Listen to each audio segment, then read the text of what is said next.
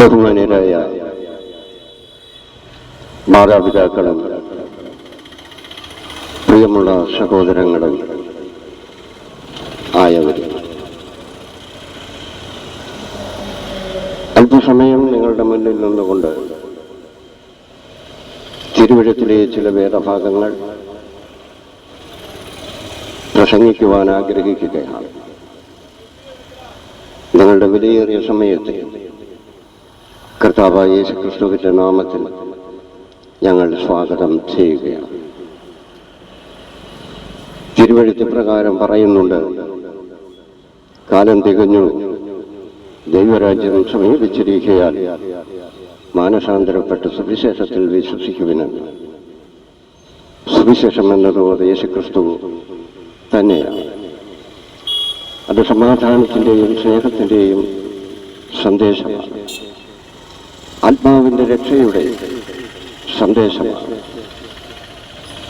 നമ്മുടെ ജീവിതത്തിൽ നമുക്ക് ഏറ്റവും അത്യന്താപേക്ഷിതമായ ഒരു ഘടകമാണ് മാനസാന്തരം എന്ന തിരുവഴുത്തിൽ കൂടി കർത്താവായ യേശുക്രിസ്തു നമുക്ക് നൽകിയിരിക്കുന്നു. നമ്മൾ ഉപേക്ഷിക്കാതെ നമ്മുടെ ഹൃദയത്തിൽ, നമ്മുടെ ജീവിതത്തിൽ നാം അതിനെ സ്വീകരിച്ച് അവിശ്വാസത്തിൽ കൂടി നാം മുന്നേറുമ്പോൾ മാനസാന്തരം നമുക്കും നമ്മുടെ തലമുറയ്ക്കും നമ്മുടെ സമൂഹത്തിനും നൽകുന്ന ഏറ്റവും വലിയ അനുഗ്രഹമാണ് എന്ന് നമ്മുടെ അനുഭവത്തിൽ കൂടി നമുക്ക് മനസ്സിലാക്കുവാൻ കഴിയും.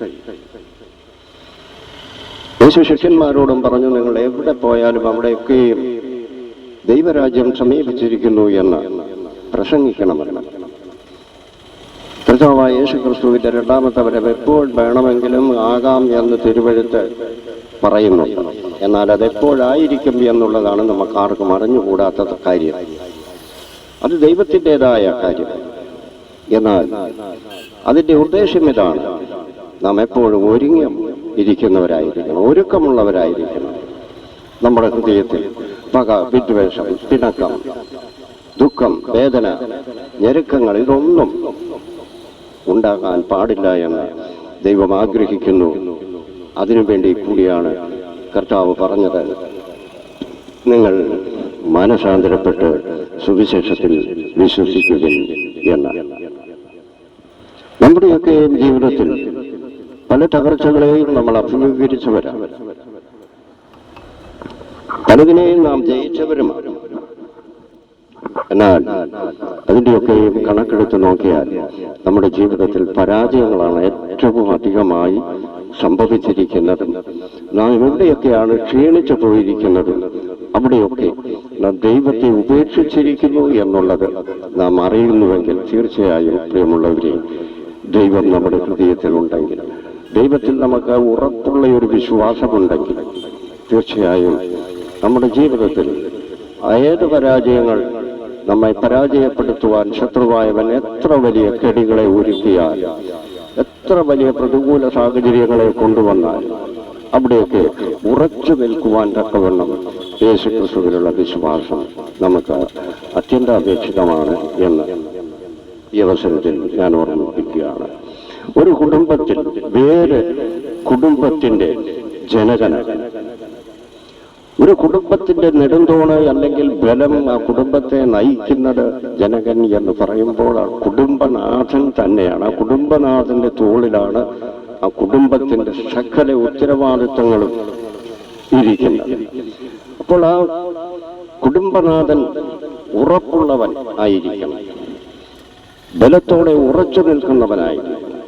അത് വിശ്വാസത്തിൽ ഉറച്ചു നിൽക്കുന്ന ഒരു വ്യക്തിയെ പറ്റിയാണ് ഇവിടെ യെശയ്യാ പ്രവചനം 11-ാം അധ്യായം അതിന്റെ 10-ാമത്തെ വാക്യം പറയുന്നത്.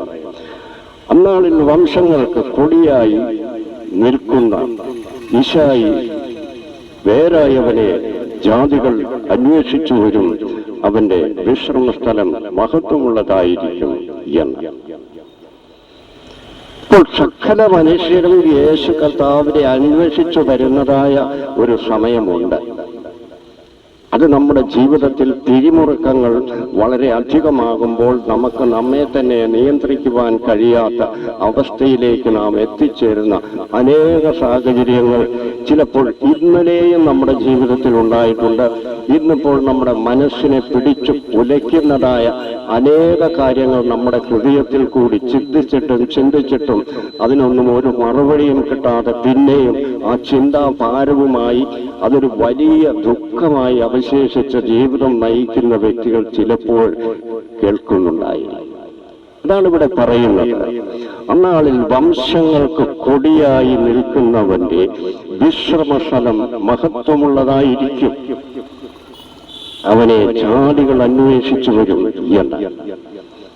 അപ്പോൾ മനുഷ്യന് ഒരു സമാധാനം, ഒരു ആശ്വാസം ലഭിക്കുവാൻ വേണ്ടി ഉറച്ചു നിൽക്കുവാൻ കഴിയാത്ത അവസ്ഥയിൽ ഉറപ്പിച്ചു നിർത്തുവാൻ ശക്തനായ ദൈവം, ആ കർത്താവായ യേശുക്രിസ്തു നമ്മുടെ ഹൃദയത്തിൽ നാം വിശ്വസിക്കുന്നുവെങ്കിൽ നമ്മളെ ഉറപ്പിച്ചു നിർത്തുവാനായി യേശു കർത്താവ് വരും എന്നുള്ളത് ഇവിടെ നമുക്ക് കാണുവാൻ കഴിയും. ദാവീദിന്റെ വേരും വംശവും എന്നത് യേശുവിന്റെ ദൈവികവും മാനുഷികവുമായ പ്രകൃതിയെയാണ് കാണിക്കുന്നത്. ദാവീദ് എന്ന് പറയുന്ന ഇസ്രായേലിന്റെ രണ്ടാമത്തെ രാജാവ്. എന്നാൽ ആ കുടുംബത്തിലാണ് യേശു മനുഷ്യനായി ജനിച്ചിരിക്കുന്നത് എന്ന് ഇവിടെ തിരുവഴുത്തിൽ കൂടി നമുക്ക് കാണുവാൻ കഴിയും. വെളിപ്പാട് പുസ്തകം 22-ാം അധ്യായം അതിന്റെ 16-ാമത്തെ വാക്യം പറയുന്നത്, യേശു എന്ന ഞാൻ സഭകൾക്ക് വേണ്ടി നിങ്ങളോട് ഇത് സാക്ഷീകരിപ്പാൻ എന്റെ ദൂതനെ അയച്ചു.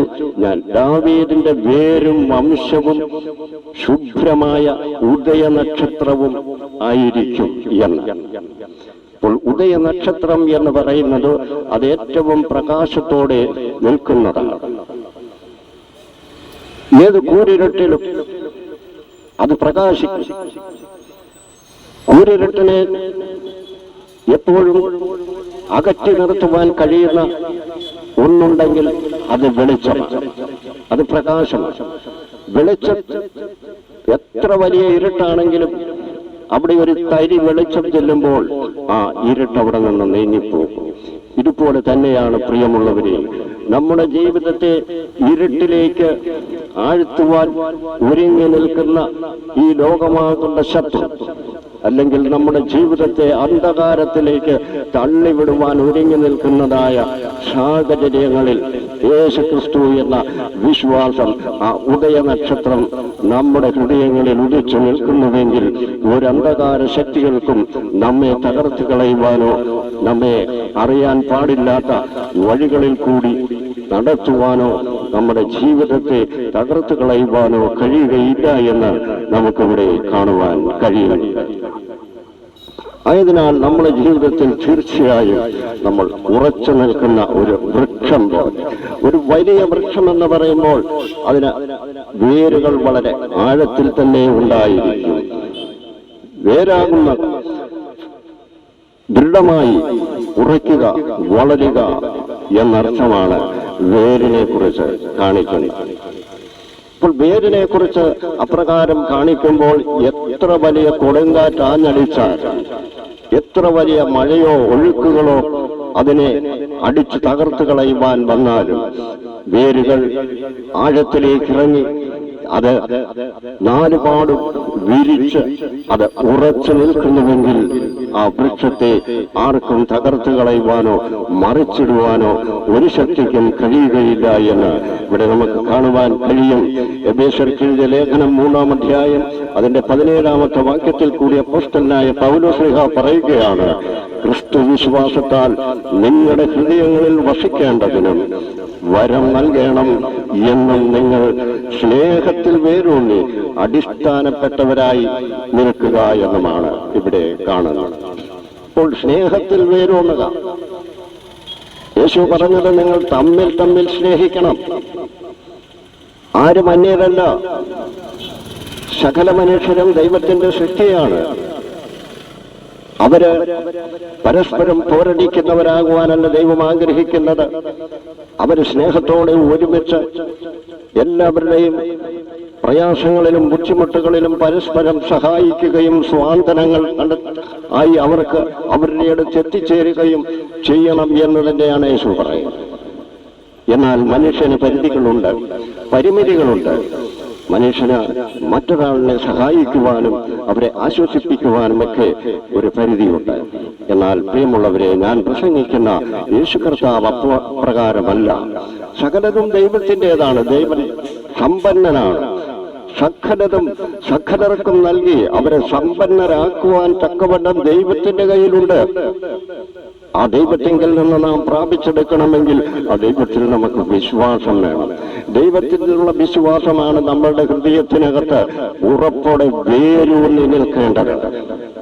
അങ്ങനെ ബലമായ ഒരു മാറ്റമില്ലാത്ത ഒരു വിശ്വാസം നമ്മുടെ ഹൃദയത്തിൽ ഉണ്ടെങ്കിൽ അത് യേശു കർത്താവിൽ കൂടിയാണെങ്കിൽ നമ്മുടെ ജീവിതം ഭദ്രവും ധന്യവും സുരക്ഷിതവുമായി മുൻപോട്ട് പോകും. കാരണം പ്രതികൂലങ്ങൾക്ക് നമ്മുടെ ജീവിതത്തിൽ സ്ഥാനമില്ല.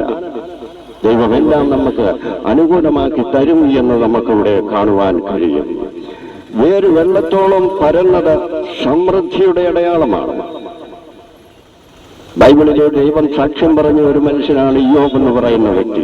ഇയ്യോബിന്റെ പുസ്തകം 29-ാം അധ്യായം അതിന്റെ 19-ാമത്തെ വാക്യത്തിൽ പറയുന്നത്, എന്റെ വേർ വെള്ളത്തോളം പടർന്നു ചെല്ലുന്ന എന്റെ കൊമ്പിന്മേൽ മഞ്ഞ രാപാർക്കുന്നു എന്ന്. വെള്ളത്തിന്റെ അടുത്ത് നിൽക്കുന്ന ഒരു വൃക്ഷം അത് ഏറ്റവും വലുതാകും. അതിന്റെ കൊമ്പുകളൊക്കെ വിരിച്ച് അതിൽ ധാരാളം ഫലവും കായ്ക്കും. കാരണം വെള്ളം അതിന് അത്യന്താപേക്ഷിതമാണ്. ഓരോ വൃക്ഷത്തിനും ഈ വൃക്ഷത്തിന് ധാരാളം വെള്ളം ലഭിക്കുന്നത് കാരണം അത് വളർന്ന് പടർന്ന് പന്തലിച്ചാണ് നിൽക്കുന്നത്. അതിൽ മഞ്ഞരാവാർക്കുമെന്ന് ഇവിടെ പറയുമ്പോൾ നല്ല സ്നേഹവും സമാധാനവും സന്തോഷവും അവിടെ ഉണ്ടായിരിക്കും എന്നുള്ളതാണ്. അതാണ് നമ്മൾ അനുഭവിക്കേണ്ടത്. അത് നമ്മൾക്ക് വിശ്വാസത്തിൽ കൂടി മാത്രമേ ലഭിക്കുകയുള്ളൂ. അതാണ് ഇവിടെ തിരുവെഴുത്ത് നമ്മെ പഠിപ്പിക്കുന്നത്. യെഹെസ്കേൽ പ്രവചനം 31-ാം അധ്യായം അതിന്റെ 7-ാമത്തെ വാക്യം പറയുന്നത്, അതിന്റെ വേർ വെള്ളത്തിനരികെ ആയിരുന്നത് കൊണ്ട് അത് വലുതായി കൊമ്പുകളെ നീട്ടി ശോഭിച്ചിരിക്കുന്നു എന്നാണ്. അപ്പോൾ വെള്ളത്തിനരികത്ത് നിൽക്കുന്നത് പോലെയാണ് ഒരു മനുഷ്യനെ, യേശുക്രിസ്തുവിൽ വിശ്വാസമുള്ള ഒരു മനുഷ്യനെ സംബന്ധിച്ചിടത്തോളം അവൻ ഏറ്റവും വലിപ്പമുള്ള ഒരു വൃക്ഷമായിരിക്കും. ഒരു വൃക്ഷം വലുതായി അതിൽ ഫലം കായ്ക്കുകയാണെങ്കിൽ അതുകൊണ്ട് മറ്റനേകർക്കും ഉപകാരമുണ്ടാകും. അതാണ് ദൈവത്തിന്റെ അനുഗ്രഹം എന്ന് പറയുന്നത്. ആ അനുഗ്രഹം നമ്മളിൽ കൂടി മറ്റുള്ളവർക്കും അനുഭവിക്കുവാൻ കഴിയുമ്പോഴാണ് ദൈവം സന്തോഷിക്കുന്നത്. നമുക്കപ്പോൾ എത്ര വലിയ സന്തോഷമായിരിക്കും ഉള്ളത് എന്ന് നമുക്ക് മനസ്സിലാക്കുവാൻ കഴിയും. ഹോശേയ പ്രവചനം 9-ാം അധ്യായം 16-ാമത്തെ വാക്യവും പറയുന്നുണ്ട്. അവിടെ ദുഷ്ടന്മാരെ പറ്റിയാണ് പറയുന്നത്. അങ്ങനെയുള്ള മനുഷ്യർക്ക് ദൈവത്തിൽ നിന്നും ഒന്നും ലഭിക്കാതെ അവർ നശിച്ചു പോകുന്നതായി കാണുവാൻ കഴിയുന്നു എന്ന് പറയുന്നു. പ്രിയമുള്ളവരെ, നമ്മുടെ ജീവിതത്തിൽ യേശുക്രിസ്തുവിലുള്ള വിശ്വാസം ഏറ്റവും അത്യന്താപേക്ഷിതമാണ്. കാരണം മാനവരാശിയുടെ ആത്മാവിന്റെ രക്ഷയ്ക്ക് വേണ്ടി 2000 വർഷങ്ങൾക്ക് മുൻപ് കൽവരിയിലെ ക്രൂശിൽ മരിച്ചടക്കപ്പെട്ട 3-ാം നാൾ ഉയർത്തെഴുന്നേറ്റു. സ്വർഗത്തിലേക്ക് പോകുമ്പോൾ യേശു പറഞ്ഞു, ഞാൻ വീണ്ടും വരും എന്ന്. ആ വീണ്ടും വരവ് യേശുക്രിസ്തുവിൽ വിശ്വസിച്ച് മരിച്ചവരെയും ക്രിസ്തുവിൽ വിശ്വസിച്ച് ജീവിച്ചിരിക്കുന്നവരെയും ചേർത്ത് കൊണ്ടുപോകുവാനാണ്. ആ വരവിനായി നാം ഒരുങ്ങിയിരിക്കണം. അതുവരെയും നാം ധാരാളം ഫലം കായ്ക്കുവാൻ വെള്ളത്തിനരികെ നിൽക്കുന്ന ഒരു വൃക്ഷം പോലെ യേശുക്രിസ്തുവിലുള്ള വിശ്വാസം നമ്മളുടെ ഹൃദയത്തിൽ ഉണ്ടായിരിക്കട്ടെ എന്ന പ്രാർത്ഥനയോടെ ഈ സിറ്റിയിൽ തിരുവചനം കേട്ട എല്ലാ ബഹുമാന്യരായ മാതാപിതാക്കളോടും സഹോദരന്മാരോടും യേശുക്രിസ്തുവിന്റെ നാമത്തിൽ വലിയ നന്ദിയെ രേഖപ്പെടുത്തുകയാണ്. കർത്താവായ യേശുക്രിസ്തു നിങ്ങളുടെ ദൈനംദിന ആവശ്യങ്ങളുടെ മേൽ ഒക്കെയും ധാരാളമായി നിങ്ങളെ അനുഗ്രഹിക്കട്ടെ. നിങ്ങൾക്ക് സമാധാനവും സന്തോഷവും എപ്പോഴും നിങ്ങളുടെ ഹൃദയങ്ങളിലും ഭവനങ്ങളിലും ഉണ്ടാകട്ടെ. നിങ്ങൾക്ക് ധാരാളം സമ്പത്ത് കർത്താവ് നിങ്ങളുടെ കരങ്ങളിൽ ഓരോ ദിവസവും നൽകട്ടെ. നിങ്ങളെ ഭാരപ്പെടുത്തുന്ന സകല വിഷയത്തിൽ നിന്നും യേശുക്രിസ്തുവിലുള്ള വിശ്വാസം നിങ്ങളെ രക്ഷിക്കട്ടെ. എല്ലാവരെയും കർത്താവ് ധാരാളമായി അനുഗ്രഹിക്കട്ടെ.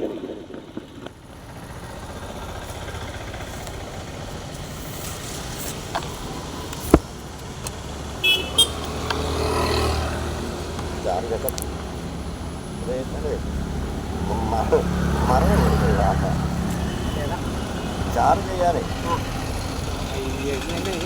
കുഴപ്പമില്ല. ഓളിയാൻ പറ്റുന്ന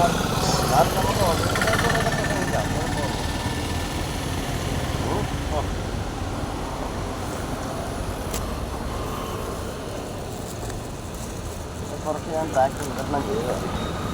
ആ ഇത് എടുക്കാം, ഞാൻ നയിക്കാനിഷ്ടമാണ്.